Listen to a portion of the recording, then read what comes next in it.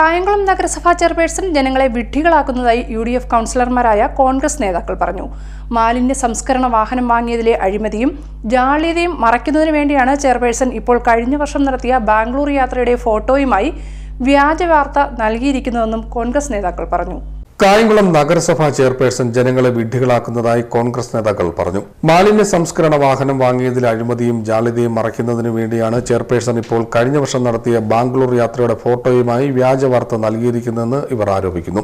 സംസ്ഥാന സർക്കാരിന്റെ അറിവോടെ ശുചിത്വ മിഷന്റെ നിർദ്ദേശപ്രകാരം സർക്കാർ നഗരസഭയ്ക്ക് അനുവദിച്ച കപ്പാസിറ്റി ബിൽഡിംഗ് ഫണ്ട് ഉപയോഗിച്ച് 2024 സെപ്റ്റംബർ 19 കർണാടക സർക്കാർ വിജയകരമായി നടപ്പിലാക്കിയ മാലിന്യ സംസ്കരണ പ്ലാന്റും അതിന്റെ പ്രവർത്തനങ്ങളും മനസ്സിലാക്കുന്നതിനു വേണ്ടി ചെയർപേഴ്സൺ ഉൾപ്പെടെ നഗരസഭയിലെ ഭൂരിപക്ഷം കൌൺസിലർമാരും നഗരസഭാ സെക്രട്ടറിയും ആരോഗ്യ വിഭാഗത്തിലെയും എഞ്ചിനീയറിംഗ് വിഭാഗത്തിലെയും ഉദ്യോഗസ്ഥന്മാരടക്കം ബാംഗ്ലൂരിലേക്ക് യാത്ര ചെയ്യുകയുണ്ടായി. കർണാടക സർക്കാരിന്റെ അതിഥികളായിട്ട് വിധാൻ സൗദയും പ്ലാന്റും സന്ദർശിച്ചത്. ഉപമുഖ്യമന്ത്രി, ആരോഗ്യമന്ത്രി ഉൾപ്പെടെയുള്ള മന്ത്രിമാരെയും ഉദ്യോഗസ്ഥ സംഘത്തെയും ഈ അവസരത്തിൽ സന്ദർശിക്കുകയുണ്ടായി. വിധാൻ സൗദയിൽ വെച്ച് ഇത് സംബന്ധിച്ച് കർണാടക സർക്കാർ മീറ്റിംഗും സംഘടിപ്പിച്ചിരുന്നു.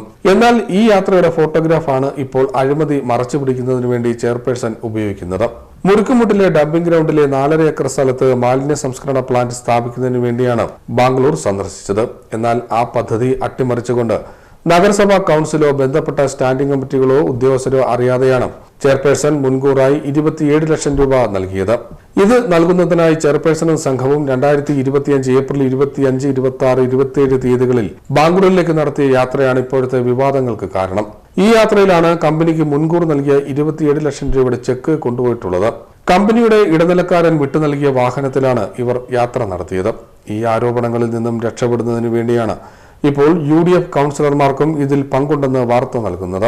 ഇപ്പോൾ വാങ്ങിയിരിക്കുന്ന മാലിന്യ സംസ്കരണ വാഹനം വാങ്ങുന്നതിന് കൌൺസിലിന്റെയോ ബന്ധപ്പെട്ട സ്റ്റാൻഡിംഗ് കമ്മിറ്റികളുടെ അനുമതിയില്ലെന്നും കോൺഗ്രസ് നേതാക്കളായ K. പുഷ്പദാസ്, ബിദു രാഘവൻ, അൻസാരി കോയിക്ലേത്ത് എന്നിവർ പറഞ്ഞു. ചെയർപേഴ്സന് ബാംഗ്ലൂരിൽ നിന്ന് വന്ന ഒരു ഇന്നോവ കാറില്ല. ഇവിടുന്ന് ചെയർപേഴ്സൺ അടക്കം 5-6 കൗൺസിലർമാരും ഒരു ഉദ്യോഗസ്ഥരും കൂടി ബാംഗ്ലൂരിൽ പോയി. ആ പോയത് എന്തിനാണെന്നാണ് ഞങ്ങൾ ചോദിച്ചിരിക്കുന്നത്. രഹസ്യമായിട്ട് പോയ കൂട്ടത്തില ഇവിടുന്ന് കൊടുത്ത ചെക്ക് 27 ലക്ഷം രൂപയുടെ ചെക്ക്, കമ്പനിക്ക് കൊടുത്ത ചെക്കുമായിട്ടാണ് ചെയർപേഴ്സണും കൂട്ടരും ബാംഗ്ലൂരിൽ പോയത്. അവിടെ പോയി ആ ബാംഗ്ലൂരിൽ ചെന്ന് അവർ സുരേഷ് എന്ന് പറഞ്ഞ് ആ ബാംഗ്ലൂരിലുള്ള ഒരു ഉദ്യോഗസ്ഥൻ ഒരാൾ ഇതുമായി ബന്ധപ്പെടുകയും ആ ചെക്കുമായി ബന്ധപ്പെട്ടുള്ള വിവാദമാണ് ഇവിടെ നിലനിൽക്കുന്നത്. അല്ല, ഞങ്ങൾ ആദ്യം ബാംഗ്ലൂരിൽ പോയ 1.5 വർഷം മുമ്പ് പോയ കാര്യമല്ല. ഇപ്പം നിങ്ങൾ പോയി എന്തിനാണെന്നുള്ളതാണ് ഞങ്ങൾക്ക് അറിയേണ്ട കാര്യം. ഇവിടെ ചെയർപേഴ്സണും കൂട്ടരും ബാംഗ്ലൂരിൽ നിന്ന് കൊണ്ടുവന്നൊരു ഇന്നോവയിൽ കയറി ബാംഗ്ലൂരിൽ പോയി ഒരു ഹോട്ടലിൽ താമസിച്ചു.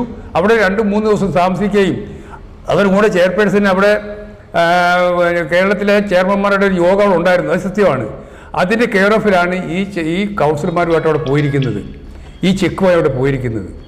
അത് എന്തിനാണെന്നുള്ളത് ചെയർപേഴ്സൺ പറയണം. ആരൊക്കെ കൗൺസിലർമാരാണ് കൂടെ ഉണ്ടായിരുന്നു പറയണം. ഏത് ഉദ്യോഗസ്ഥർ ഉണ്ടാകുന്ന പറയണം. ഇത് ചെയർപേഴ്സൺ വെളിപ്പെടുത്തണം. അവിടെയാണ് വിവാദ കാര്യങ്ങൾ ഇരിക്കുന്നത്. അവിടെയാണ് നിഗൂഢമായ കാര്യങ്ങൾ.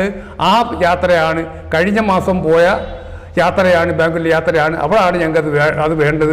അതാണ് ചെയർപേഴ്സൺ വെളിപ്പെടുത്തേണ്ടത്. അത് വെളിപ്പെടുത്താതെ തപ്പിക്കളിച്ചിട്ട് കാര്യമൊന്നുമില്ല. ചുമ്മാ ഞങ്ങളൊക്കെ പോയതാണ്. ഞങ്ങൾ പോയത് വലിയൊരു ഉദ്യോഗസ്ഥരോട് കൂടി പോയതാണ്. 42ഓളം കൗൺസിലർമാരും അതുപോലെ തന്നെ ഉദ്യോഗസ്ഥന്മാരടങ്ങുന്ന സംഘമാണ് ബാംഗ്ലൂർ സന്ദർശനത്തിന് വേണ്ടി പോയത്. ബാംഗ്ലൂരിൽ ഞങ്ങൾ എത്തി. അവിടുത്തെ മൈനർ ഇറിഗേഷൻ വകുപ്പ് മന്ത്രി ശ്രീ NS ബൊസൈരാജുമായി കൂടിക്കാഴ്ച നടത്തുകയും അവിടുത്തെ STP FSTP പദ്ധതി ഞങ്ങൾ സന്ദർശിക്കുകയും ചെയ്തു. അതാണ് വാസ്തവം.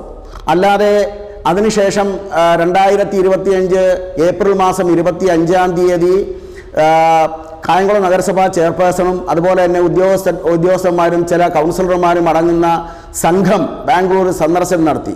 ഇതാണ് ദുരൂഹതയുണ്ടാകുന്നത്. ഇതേ സംബന്ധിച്ചാണ് ഞങ്ങൾക്ക് ആക്ഷേപമുള്ളത്.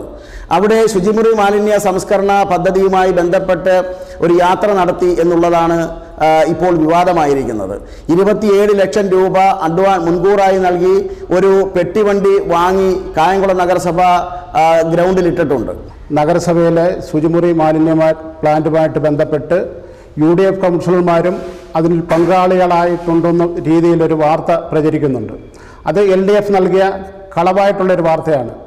ഞങ്ങൾ ഉൾപ്പെടുന്ന സംഘം ഉദ്യോഗസ്ഥരും BJP കൗൺസിലർമാർ LDF-ന്റെ കൗൺസിലർമാർ ഉൾപ്പെടെയുള്ള സംഘം യാത്ര ചെയ്തത് 2024 സെപ്റ്റംബർ മാസത്തിലാണ്.